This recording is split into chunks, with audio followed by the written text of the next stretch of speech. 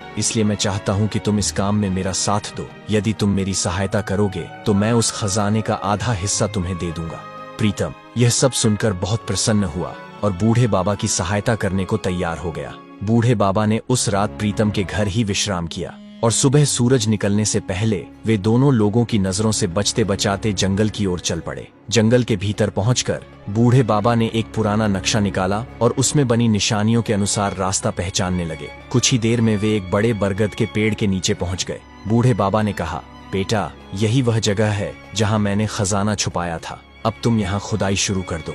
प्रीतम ने कुदाल निकाली और खुदाई शुरू की। कुछ देर बाद उसे वहां एक लकड़ी का संदूक दिखाई दिया। उसने कुदाल एक ओर रख दी और संदूक निकालकर बाबा के सामने रख दिया। फिर वे दोनों उसे लेकर घर लौट आए। घर पहुंचकर जब उन्होंने संदूक खोला तो वे दंग रह गए। संदूक के भीतर सोने की ईंटें और सोने की मुहरें भरी हुई थीं। यह देखकर प्रीतम आश्चर्यचकित रह गया। बूढ़े बाबा ने उसमें से आधा सोना निकालकर प्रीतम को दे दिया और बाकी आधा सोना संदूक में ही रहने दिया। फिर बाबा ने समझाया, बेटा, इस धन का उपयोग बहुत ही सावधानी से करना। कहीं ऐसा न हो कि तुम भी मेरी तरह किसी मुसीबत में फंस जाओ। मेरे पास तो केवल एक ईंट थी जिसे देखकर सुनार के मन में लालच आ गया था। तुम्हारे पास तो बहुत सारा खजाना है, इसलिए लोगों से बचकर रहना। फिर बाबा ने अपना वह संदूक एक बड़े कपड़े के झोले में डाला और कहा,